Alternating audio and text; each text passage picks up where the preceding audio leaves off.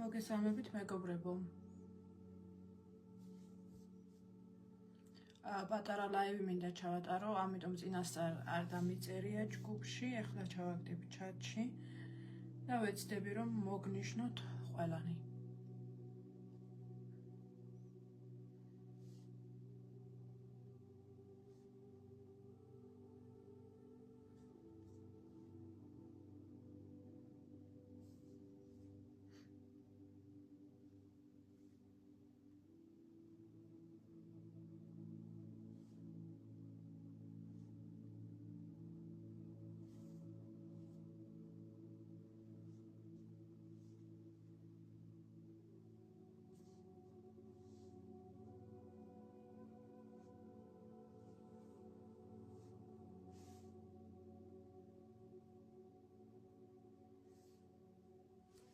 მოგესალმებით კიდევ ერთხელ.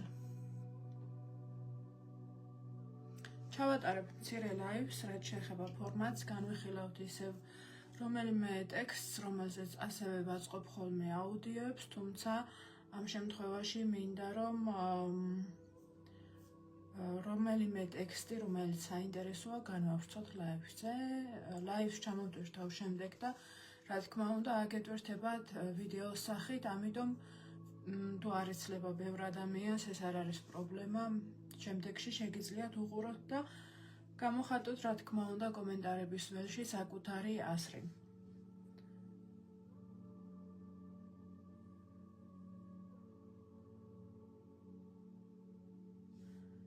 გეტყვით იმასაც, რომ საკმაო ხანი აღარ ჩამეტარებია ლაივები და მგონი ცოტა გადავეჩვიე. ერთი წუთით. კარგი ჩემოკარგებო, მოკლედ სიახლე ის არის, რომ ეს ლაივები შემდეგ მინდა ავტვირთო TikTok-სეც და YouTube-სეც. თუმცა არ აიტვირთება მთლიანი ლაივები, რა თქმა უნდა, ჩემთვის მნიშვნელოვანია ის, რომ თავი იქრცნოთ კომფორტულად, ჯგუფი არის დახურული, გამომდინარე აქედან. ბოლოს წავიკითხავ ხოლმე ლაივის ბოლოს კომენტარებს, რათა მარტივად შევძლო ამ ლაივების შემდეგ დარედაქტირება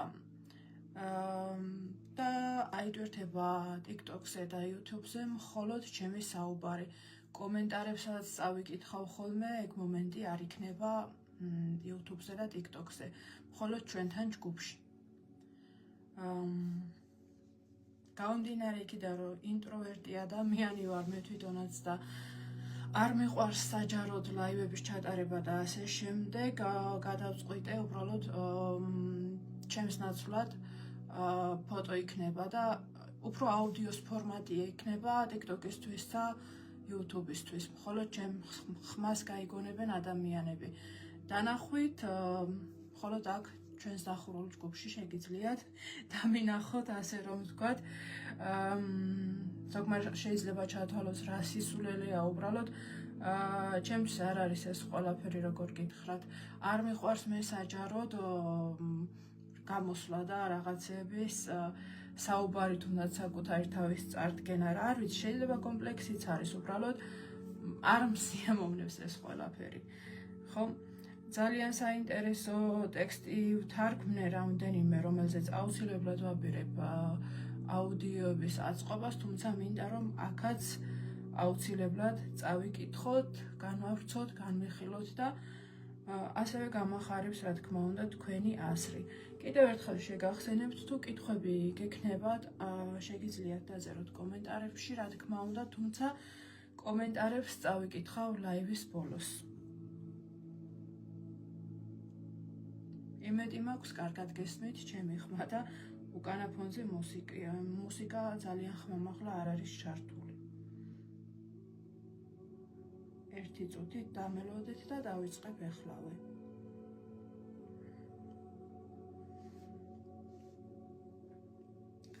კარგით, პატარა შესავალი, მოკლედ ამ ლაივზე განვიხილავთ ჩემს თარგმნილ ტექსტებს, უпростоრად გვექნება გაშლა, განხილვა, განვავრცობთ და გამოვხატავთ საკუთარ აზრს ამ ყველაფერთან დაკავშირებით.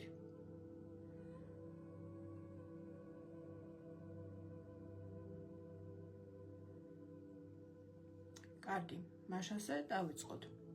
ცხოვრების პირველი ნახევარი ხშირად იდენტობის აშენებას ეთმობა. ანუ ცხოვრების რაღაც გარკვეულ ეტაპზე, ხო, ჩემ შემთხვევაში ეს 30 წლამდე იყო, დაახლოებით ადამიანი ეძებს საკუთარ თავს, უნდა საკუთარი თავის ასე ვთქვათ, პოვნა ან შექმნა, გონია რომ სადღაც არის დამალული ის ადამიანი, ვინც თავად არის სინამდვილეში და უფრო აინტერესებს, უფრო არის საკუთარი თავის აღმოჩენის პროცესში. ადამიანს ამ პერიოდში გონია რომ რაღაც უნდა იპოვოს, ან ვიღაც უნდა იპოვოს და ჩემ შემთხვევაში ეს გაგრძელდა 30 წლამდე, 30 წელი იყო ჩემ შემთხვევაში ასაკი, გარდამტეხი ასაკი, რომელმაც ბევრი რამე შეცვალა. ქმნით მეს, რომელიც გგონია რომ ვართ როლებით, მიღწევებით, სტატუსით. ცხოვრების მეორე ნახევარში კი ნელ-ნელა ვიწყებთ დანახვას. ეს მეობა არასდროს ყოფილა ჩვენი ნამდვილი არსი. ხო, რაღაც ასაკს როცა გადააბიჯებს ადამიანი, ჩემ შემთხვევაში შეგახსენებთ კიდევ ერთხელ რომ იყო ეს 30 წელი, შემდეგ რაღაც სხვანაირად უფიქრდება ყველაფერს, სხვანაირად უყურებს ცხოვრებას და უფრო სხვა ინტერესები აქვს და აქედან იწყება შემდეგ იმის სურვილიც აქედან მოდის, რომ რაღაც შეცვალოს, განვითარდეს თუნდაც პიროვნულად გაიზარდოს და შემდეგ უკვე როცა ამ ყველაფერს გააცნობიერებს, რომ ის ყველაფერი რაც თავად შექმნა და ის როლი რომელიც მოირკო არ არის ის თავად სინამდვილეში, რომ ვინც ეგონა რომ იყო, შემდეგ იწყებს მოდის სურვილი რომ განვითარდეს პიროვნულად და გაიზარდოს და ხდება ხოლმე ძირეული ცვლილებებიც. წლებს ვხარჯავთ იმაზე, რაც ვგონია რომ შეგვავსებს. აღიარება, ქონება, წარმატება, შთაბეჭდილების მოხდენა გარედან ეს ყველაფერი შთამბეჭდავად ჩანს, მაგრამ შიგნით ხშირად მაინც სიცარიელე რჩება. მართლაც ძალიან ბევრ წლებს ვკარგავთ ამაზე ფიქრში, რომ დავაგროვოთ ქონება თუნდაც, ვიყოთ ძალიან წარმატებულები. ყველაზე საფრთხილოა, მე ყველაზე მეტად ყურადღება მივაქცია შთაბეჭდილების მოხდენას. ადამიანების უმრავლესობას კი არა და თითქმის ყველას გსურს ხოლმე რომ ვიღაცაზე მოვახდინოთ შთაბეჭდილება. ანუ თითქოს ვიღაცა სხვისთვის ცხოვრობთ ხოლმე, ხო, იქნება ეს მშობელი, თანამშრომელი, მეგობარი, პარტნიორი, ოჯახის წევრი, რა ვიცი, სულ ერთია, თითქოს იმიტომ კი არ ვცხოვრობთ, რომ აი ჩვენი ცხოვრება და ჩვენ უნდა გავიაროთ ეს ცხოვრება, უფრო იმაზე ვფიქრობთ ხოლმე, რომ ვიღაცაზე აბა როგორ შთაბეჭდილებას მოვახდენ, რომ ვიღაცაზე მოვახდინოთ შთაბეჭდილება. და ეს ძალიან საფრთხილო რამეა, ამას რომ მიხვდი ადამიანი, ანუ უმეტესობა ვერ ხვდება ხოლმე ამ ყველაფერს და გონია თავისთვის აკეთებს რაღაცებს, თუმცა სამწუხაროდ უმეტეს შემთხვევაში უფრო სხვებისთვის ვაკეთებთ ხოლმე რაღაცებს, უფრო როლს ვირგებთ, რომ სხვებს მოვეწონოთ და თუ ამას აცნობიერებთ, შემდეგ შეგიძლიათ ეს ყველაფერი უკვე რა თქმა უნდა დაამუშავოთ და შეცვალოთ, ხო? თავარია მიხვდეთ ამ ყველაფერს. მაგრამ შიგნით ხშირად მაინც სიცარიელე რჩება, ხო? ანუ თითქოს ადამიანებს სავსე ცხოვრება აქვს ხოლმე, შეიძლება წარმატებულიც იყოს, შეიძლება ბევრი ქონებაც ქონდეს, ანუ ბევრს მოწონდეს რა, გარშემო ადამიანების სიმპათიებს იმსახურებდეს, თუმცა შინაგანად გრძნობდეს თავს ცარიელად და ეს არ არის იშვიათი შემთხვევა, სხვათა შორის ძალიან ხშირი შემთხვევაა. რატომ? იმიტომ რომ ის ვინც აგროვებს არის ეგო. აი ჩვენ ეგოს უნდა ზუსტად რომ რაღაცები დავაგროვოთ, რაღაცებს ჩამოვეკიდოთ, რაღაცებს მივეჩვიოთ, იმიტომ რომ ეს არის კომფორტის ზონა, ხო? ეგო საერთოდ სიახლეები არ უყვარს. ხოლო სული არ აგროვებს, ის თავისუფლდება. ზუსტად ამიტომ როცა სულიერებაზე იწყებს ადამიანი ფიქრს და სულიერებით კავდება, შემდეგ რატომ გრძნობთ ხოლმე თავს მსუბუქად, იმიტომ რომ ხდება ძალიან ბევრი რამის გაშვება, ხო? თითქოს მსუბუქდებით, ვუშვებთ ძალიან ბევრ რამეს, აღარაფერზე აღარ ვართ ჩამოკიდებული, აღარაფერზე აღარ ვართ დამოკიდებული, ხო? უფრო მსუბუქად გრძნობთ თავს. ერთ მომენტში აცნობიერებ, რომ გარედან ვერაფერი შეცვლის იმას, რაც შიგნით გაკლია. ეს ძალიან მაგარი სიტყვებია, რომ YouTube-ზე მაქვს მელოდია ჩართული და შეიძლება რეკლამები ამოხდეს ხოლმე დრო და დრო. ძალიან მაგარი სიტყვებია, ძალიან მომეწონა ეს სიტყვები, რომ ერთ მომენტში აცნობიერებ, რომ გარედან ვერაფერი შეცვლის იმას, რაც შიგნით გაკლია. ანუ შენ თუ გარეთ რაღაც გაკლია, ხო, რომელიღაც ასპექტში ცხოვრების, შენი შინაგანი სამყაროთი შეგიძლია ეს ყველაფერი შეავსო, შენი შინაგანი მიდგომით, შენი შინაგანი აღქმით, შინაგანი ხასიათით შეგიძლია ეს დანაკლისები შეავსო.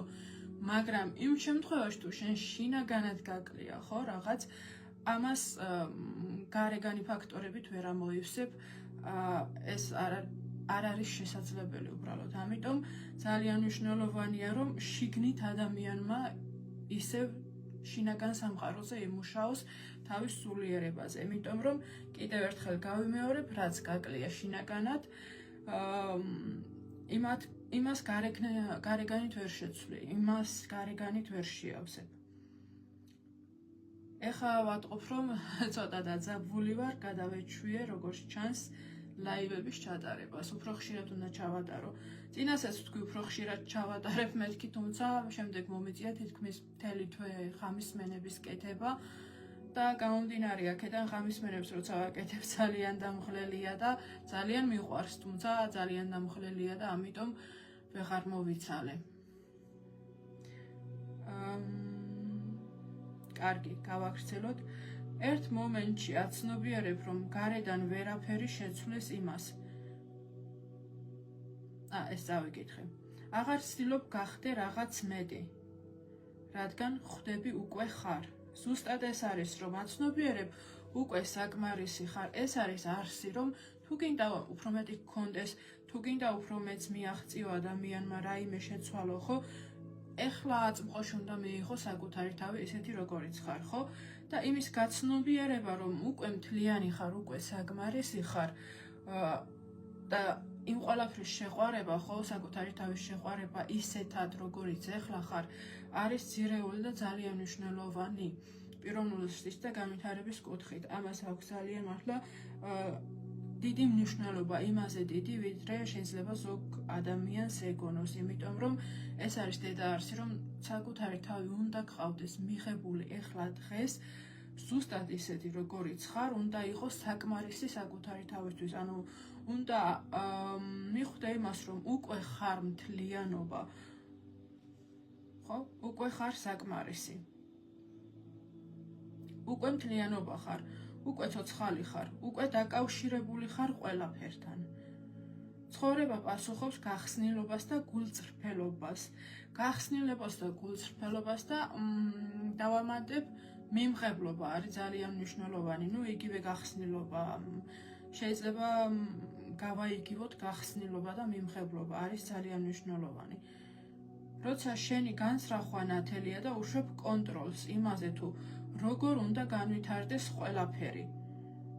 აი ეს არის ძალიან მნიშვნელოვანი. მე ვიყავ ისეთი ადამიანი, ვინც ყველაფერს გეკმავდა და ყველაფერი უნდა გაეკონტროლებინა. რაც მეხებოდა მე. სხვებთან დაკავშირებით რა თქმა უნდა, ეს არ მქონდა, თუმცა საკუთარ თავთან ესეთი მიდგომა მქონდა, აი ოდნავ პატარა რაღაცასაც ვერ ვიტანდი ისეთს, რაც არ მქონდა მე დაგეგმილი, ანუ სიახლეების მიმართ ვიყავი სრულიად ჩაკეტილი, ანუ კარი მქონდა ჩარაზული და ძალიან მწირი რაოდენობით მქონდა მიმღებლობა, ანუ მეგონა რაღაცას თუ არ დავგეგმავდი და ყველაფერს თუ არ გავაკონტროლებდი, რაღაც გამომეპარებოდა, ანუ ყველა ვარიანტზე რაღაც რომ უნდა გადამეწყვი და ყველა შესაძლო ვარიანტზე უნდა მეფიქრა გონებაში, რომ ემოციურად ყოფილიყავი ყველაფრისთვის შემზადებული, ასე ვთქვათ და ეს არის ძალიან დიდი სისულელე. რა თქმა უნდა, ეხლა ამ ყველაფერს ვაცნობიერებ, მაგრამ ადრე ვიყავი საკმაოდ ჩაკეტილი ადამიანი, რომელიც ყოველ დეტალს გეგმავდა და ყველაფერი უნდა ცოდნოდა აუცილებლად. ანუ კონტროლ ქვეშ უნდა ქონოდა საკუთარი ცხოვრება. ხო და ეს არ არის კარგი, ანუ ეს უნდა გაუშვათ კონტროლი იმასთან დაკავშირებით თუ რა უნდა მოხდეს, როგორ უნდა მოხდეს და ასე შემდეგ. ცხოვრებით უბრალოდ უნდა ისიამოვნოთ და მიენდოთ სამყაროს. როცა შენი განზრახვა ნათელია და უშვებ კონტროლს იმაზე თუ როგორ უნდა განვითარდეს ყველაფერი, ჩნდება გზები და კარები, რომელსაც ვერასდროს დაგეგმავდი. ზუსტად ესაა, რომ იმაზე უკეთესად მიდის შემდეგ ყველაფერი, როცა ადამიანი მსუბუქად და ჰარმონიულად გრძნობს თავს, ისე მაგრად და კარგად მიდის ყველაფერი, რასაც ვერც წარმოიდგენდი და ვერც დაგეგმავდი ვერასდროს, ხო? ისეთ კარგ ვარიანტს. ერთი აუდიო შევქმენი ამასთან დაკავშირებით, ცოტა ხნის წინ, სადაც საუბარია, რა მოხდება თუ ყველაფერი იმაზე ბევრად უკეთ გამოვა, ვიდრე შენ გგონია. კარგი აუდიოა, კარგი იქნება თუ მოусმენთ. სინქრონულობები ხდება, გზები ერთდება. არა იმიტომ, რომ ძალით ქმნი რეალობას, არამედ იმიტომ, რომ წინააღმდეგობას წყვეთ. ზუსტად ეს არის წინააღმდეგობას წყვეთ. წინააღმდეგობა რა არის? წინააღმდეგობა არის ეჭვი, ხო? წინააღმდეგობა არის კონტროლის სურვილი, რომ გინდა რომ აუცილებლად უნდა იცოდე რა როგორ მოხდება, როდის მოხდება. გგონია რომ სხვა შემთხვევაში ეჭვი გეპარება, რომ რაიმე სურვილი შეიძლება აგისრულდეს, ხო? რაიმეს მიაღწიო. ზოგ ადამიანს აქ ეს და მეც მქონდა ადრე, რომ გონია რომ რაც უფრო მეტი იცის, მით უკეთეს და ყველა შემთხვევაში ასე არ არის. ზოგჯერ არის საჭირო ჰარმონიულობა უბრალოდ და ნდობა, ხო? შენი საქმეა არ არის თითოეული დეტალის გამოთვლა. შენი საქმეა დაიჭირო ხედვა მსუბუქად. გაიარო ის კარები, რომლებიც იხება და ენდო, რომ გამოწვევებით შენი ზრდისთვის მოდის. თუ ასე გადაწყვეტ, რომ დაინახო ისინი. გამოწვევები მოვა შენი ზრდისთვის, ანუ თუ შენ გადაწყვეტ, რომ ასე დაინახო ისინი. თუ შენ გამოწვევებს მიიხებ როგორც რაღაც ძალიან პრობლემას და რატომ მოვიდა ისე და შეგეშინდება, შემდეგ აღარ იქნება ეს შენი ზრდისთვის, ანუ შემდეგ ხდება ეს უკვე პრობლემა, ხო? აქ ძალიან მნიშვნელოვანია ეს თუ როგორ მიუდგები ამ ყველაფერს შენ. გამოწვევები მოვა შენი ზრდისთვის იმ შემთხვევაში, თუ შენ ამას ამ კუთხით დაინახავ. თუ შენ გამოწვევებს სხვა კუთხით დაინახავ, შემდეგ ეს ყველაფერი სხვა კუთხით განვითარდება. ამიტომ ეცადეთ ხოლმე რაიმე გამოწვევა თუ გექნებათ ცხოვრებაში, დაინახოთ პოზიტიური კუთხით, რომ ეს ყველაფერი თქვენთვის არის შესაძლებლობა. შეხედეთ როგორც შესაძლებლობას იმისთვის, რომ განვითარდეთ, იმისთვის, რომ რაღაც გაუშვათ, იმისთვის, რომ გაიზარდოთ პიროვნულად, ხო? სხვათა შორის ამაზე ვესაუბრე ჯგუფის ერთ წევრს მომწერა პირადში, აუდიოც ბევრი მაქვს ამაზე ჩაწერილი და ხშირად კითხულობენ, რომ აი რატომ მოდის ისევ ნეგატივი, დიდი ხანია ნეგატივი აღარ მოსულა და ძველი ფიქრები, ძველი სტრესი რატომ დამიბრუნდა, ისევ ძველი ჩვევები რატომ დამიბრუნდა, ძალიან ბევრი კითხულობს და ეს როგორი რაღაცაა ნახეთ. თქვენ თუ აიგნორებთ რაღაცებს, თქვენ თუ როგორ გითხრათ, აი ხალიჩის ქვეშ როცა მალავენ რაღაცას, ანუ როცა ცუდი აზრი მოდის ან ნეგატივი მოდის და თქვენ ამ ყველაფერს თუ ცდილობთ რომ არ მიაქციოთ ყურადღება და არ იქა ნეგატივი მოვიდა და ამას არ შევხედო და მაგრამ როგორ გითხრათ, ეს ყველაფერი მაინც არსად არ მიდის, დაიგნორებით, არ მინდა ეს სიტყვა, თუმცა შესაბამისი სიტყვა ეხლა არ მახსენდება სამწუხაროდ, ამიტომ მოდი დაიგნორებას ვეთქვით, ხო? დაიგნორებით პრობლემა არ გვარდება, ხო? ის შეიძლება იმ მომენტში შენ არ მიაქციო ყურადღება, თუმცა რჩება შენს გონებაში, ის ყველაფერი რჩება შენს სხეულში, ილექება. ამიტომ არსად არ მიდის და როცა ის ისევ და ისევ მოდის, ვიცი ახლა ბევრი ადამიანი მასტერ გასაღებს შეიძლება აკეთებდეს და ბევრს ამ ჯგუფში გვაქვს გავლილი, როცა იქ საუბარია ნეგატივისთვის ყურადღების არ მიქცევაზე, აქ საუბარი სხვა რამეზე, არ მინდა რომ ერთმანეთში აგერიოთ. თუ ადამიანი ძალიან ცუდად არის და როგორ გითხრათ, აი არ არის ჯერ იმდენად ძლიერი რომ გაუმკლავდეს ამ ნეგატივს, რა თქმა უნდა ჩვენ ერთ სავარჯიშოც გქონდა, როცა ნეგატიური ფიქრების დროს რეზინას ადკაცუნებ, რომელიც ხელზე გიკეთია, ხო? რა თქმა უნდა სასურველია რომ ეცადოს რომ არ იფიქროს ამ ყველაფერზე, თუმცა როცა ადამიანი უკვე რაღაც ეტაპზე გაძლიერდები პიროვნულად და გაიზრდები რაღაც ეტაპს მიაღწევ, შემდეგ მოდის ეს ძველი ჩვევები, ისევ ძველი ფიქრები, რომ აი მოხდეს იმ ყველაფრის ამოღება გააზრება, დამუშავება და გაშვება, რომ შენ სულიერად განთავისუფლდე, უფრო მსუბუქი გახდე, ხო? ის როცა ვაიგნორებთ არსად არ მიდის, ის რჩება ჩვენში.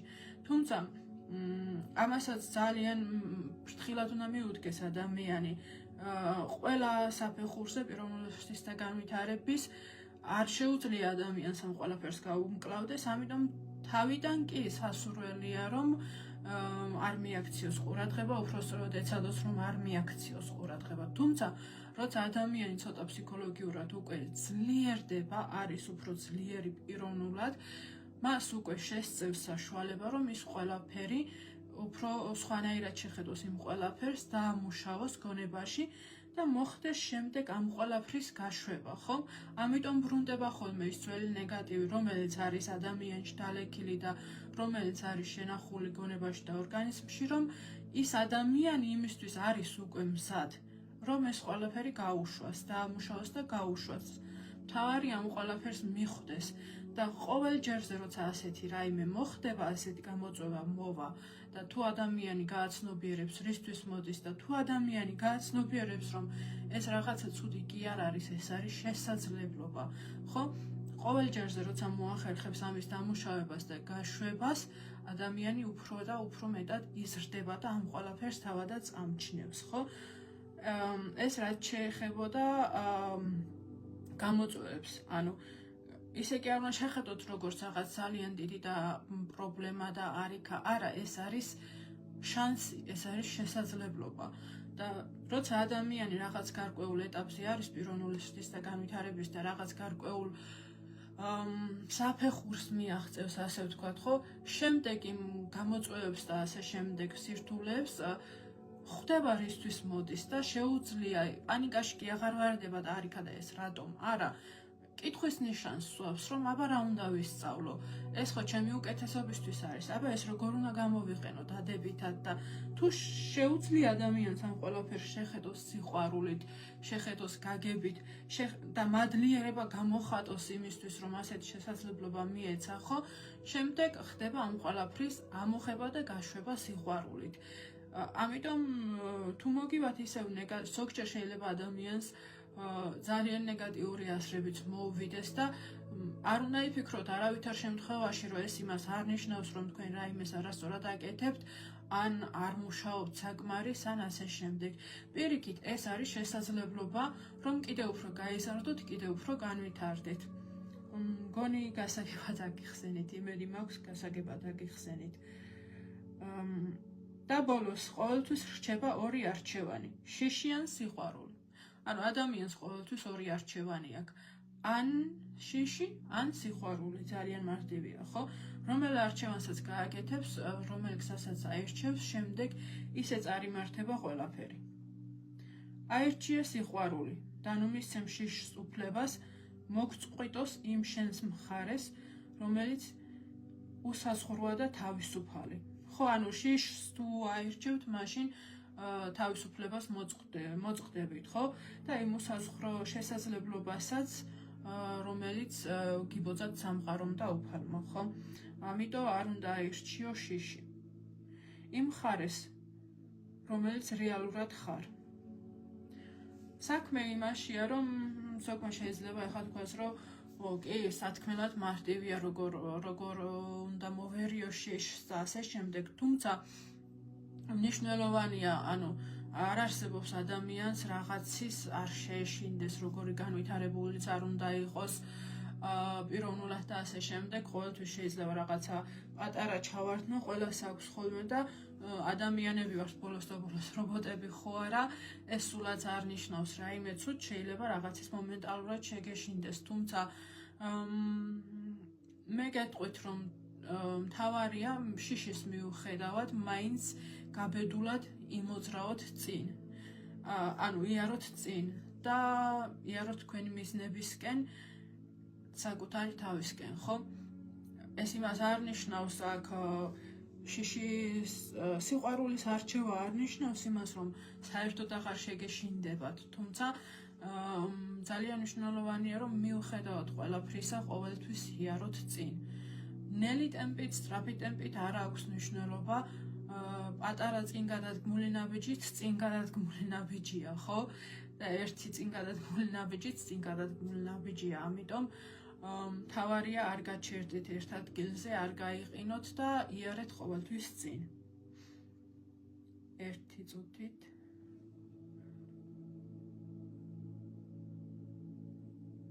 ამ ტექსტებს შეგახსენებთ კიდევ ერთხელ, რომ აუდიოებსაც აუცილებლად ავაწყობ.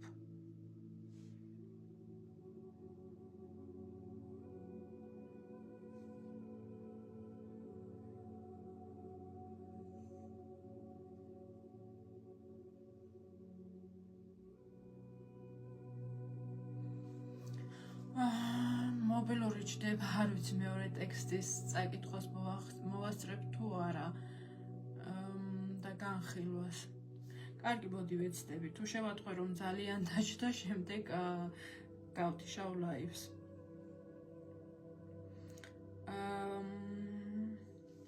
შენ სხეულში ყოველი ატომის სიღრმეში სამყარო ერთ დიდ საიდუმლოს ინახავს, კვანტური ნახტომის შესაძლებლობას. კვანტურ ფიზიკაში არსებობს ფენომენი, რომელიც დღემდე აუცებს მეცნიერებს. ატომში არსებული ელექტრონები სხვადასხვა ენერგეტიკულ დონეზე არის განლაგებული, თითქოს შენობის სართულებზე და თითქოს ლოგიკურია, რომ ენერგიის დამატებისას ელექტრონი ნელ-ნელა უნდა ავიდეს ზემოთ, მაგრამ ასე არ ხდება. როცა ელექტრონი შთანთქავს საკმარის ენერგიას, საკმარის აღგზნებას, ხდება რაღაც, რაც ჩვეულებრივ ლოგიკას არ ხვევს. ის არ გადადის ეტაპობრივად, ის უბრალოდ ქრება და მყისიერად ჩნდება სრულიად სხვა ორბიტაზე, ყოველგვარი გარდამავალი ფასის გარეშე. ანუ აკეთებს ნახტომს. ამ ერთ წამში ელექტრონი ტოვებს ხილულ ფიზიკურ რეალობას და გადის იმ სივრცეში, რასაც ფიზიკოსები ერთიან ველს ან სუფთა შესაძლებლობების სივრცეს უწოდებენ. რეალობის უხილავ საფუძველს, სადაც ყველაფერი ჯერ კიდევ შესაძლებელია. ახლა კი ყველაზე მნიშვნელოვანი ნაწილი იწყება. შენ ამ ელექტრონებისგან შედგები. შენი სხეული, ყოველი უჯრედი, მუდმივად ციმციმებს, გამოდის მატერიიდან, ეხება შესაძლებლობის ველს და ისე უბრუნდება ხილულ სამყაროში. ამასთან დაკავშირებით დღეს მოხდა ძალიან ისეთი სასაცილო მომენტი, უკვე ესეთი რაღაცები აღარ მაუცებს ხოლმე, ადრე შემეშინდებოდა მსგავსი რაღაცების. მახსოვდა, რომ სტომატოლოგთან ჩავნიშნე ვიზიტი კბილების გასუფთავებასთან დაკავშირებით, პროფესიონალური წმენდა მინდოდა მოკლედ და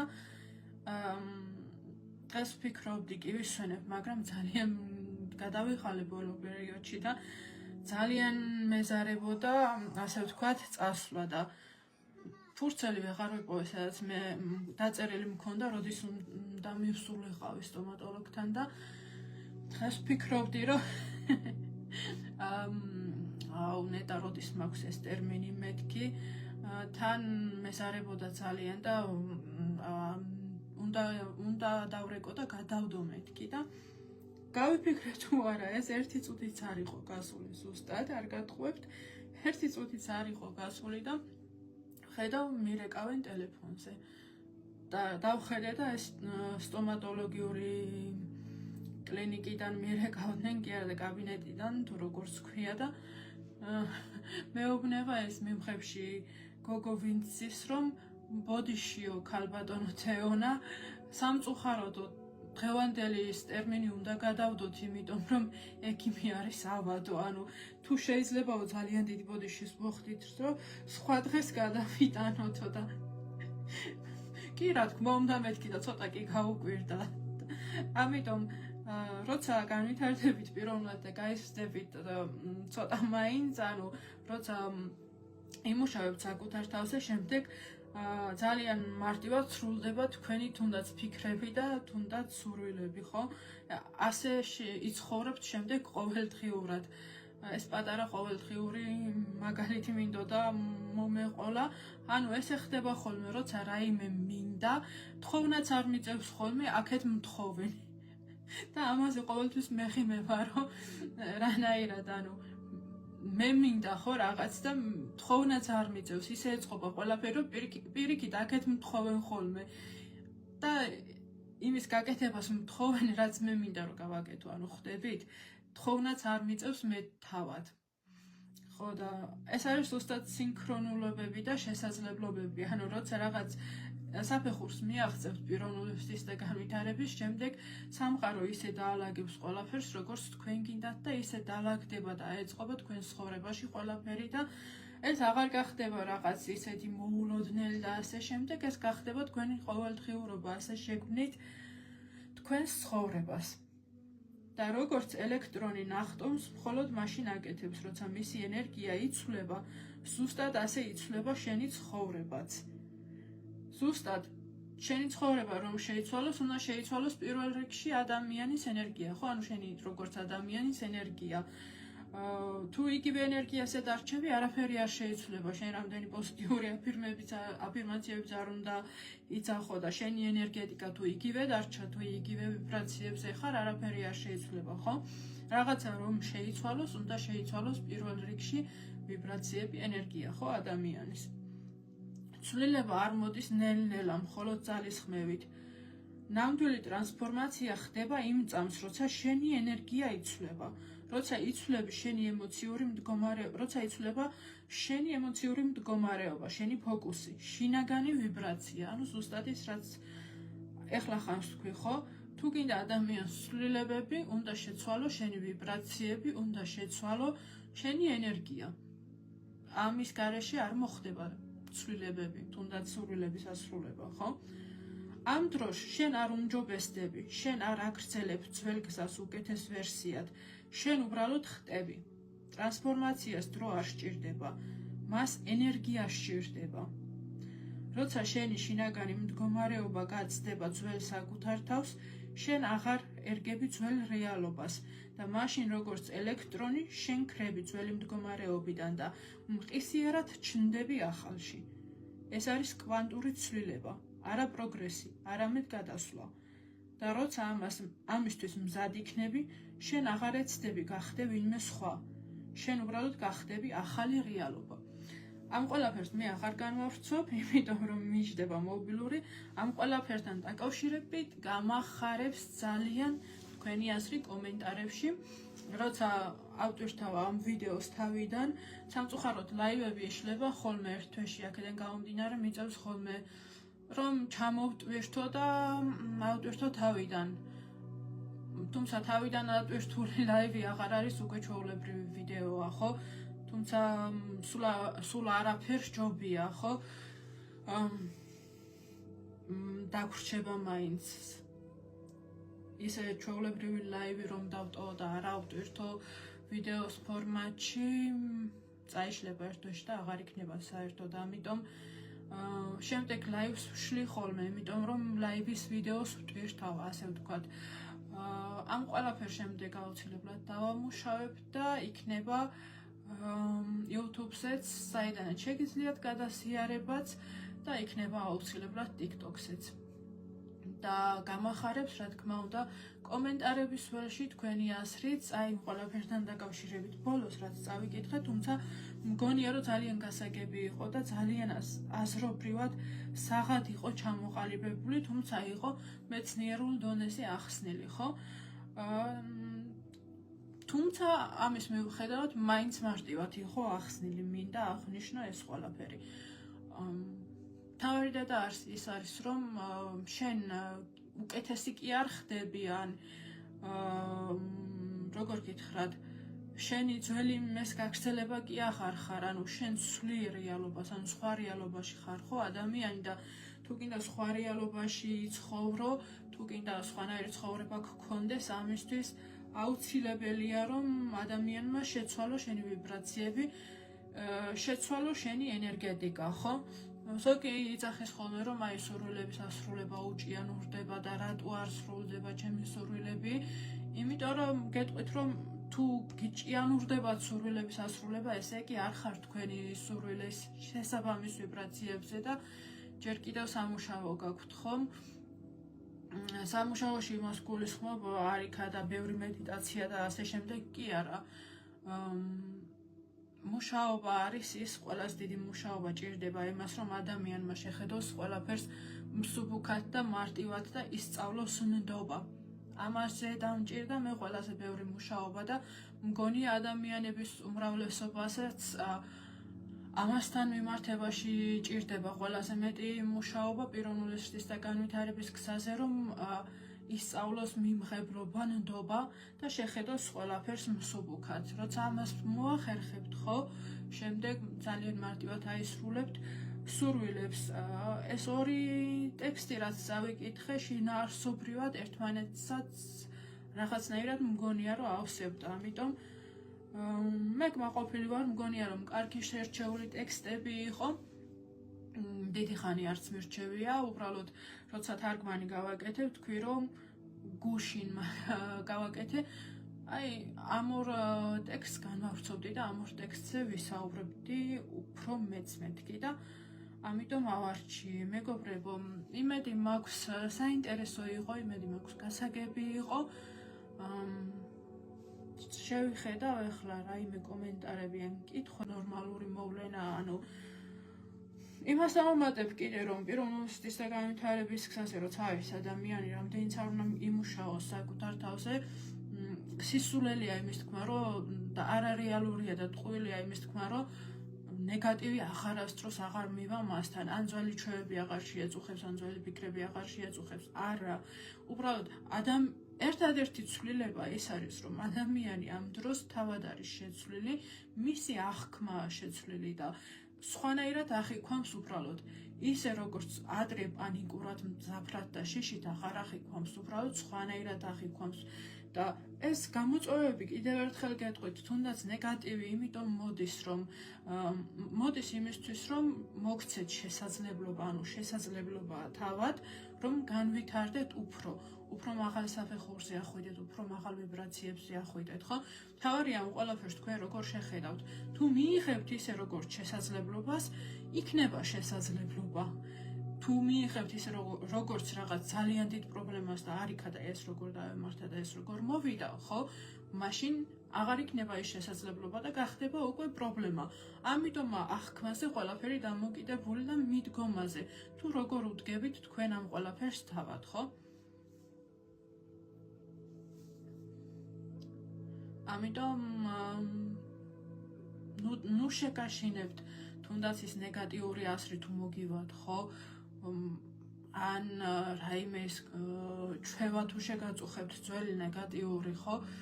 ეს არაფერი არ არის, ეს უბრალოდ შეიძლება იყოს თქვენში რაღაც დოზით კიდე დარჩენილი და ხდებოდეს ამ ყველაფრის ამოღება და გაშვება. მეტი არაფერი. როცა საშიშროება მოდის, შიშიც მიაქვს ჩემს შემთხვევაში. საშიშროება მიდის, ხო? ანუ ძალიან ადამიანური მომენტია, რომ რაღაც შეგეშინდეს, ხო? თუმცა აქ პირველ ტექსტში, როცა საუბარი იყო შიშს აერჩევთ თუ სიყვარულსო, ეს საუბარია იმაზე, თუ ძირითადად, ანუ უფრო მეტად სიყვარულში ხართ თუ უფრო მეტად შიშში. თორემ ორივე აქ ადამიანს რაღაც დოზით, ხო? არ არსებობს ადამიანს რაღაც ის არ ეშინოდეს, ან არ არსებობს ადამიანი, რომელშიც სიყვარული არ იყოს, ხო? თუმცა აქ საუბარი იმასია, რომ უმეტესად რომელ გრძნობაში უფრო ხართ, შიშში თუ სიყვარულში, ხო? არჩევაში ეს იგულისხმება, ანუ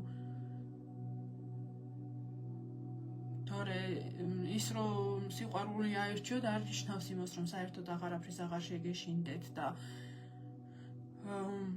ის რომ ადამიანმა შიში აირჩიოს მაგალითად თავისთავად არც იმას არ ნიშნავს, რომ იმას სიყვარული აღარ აქვს.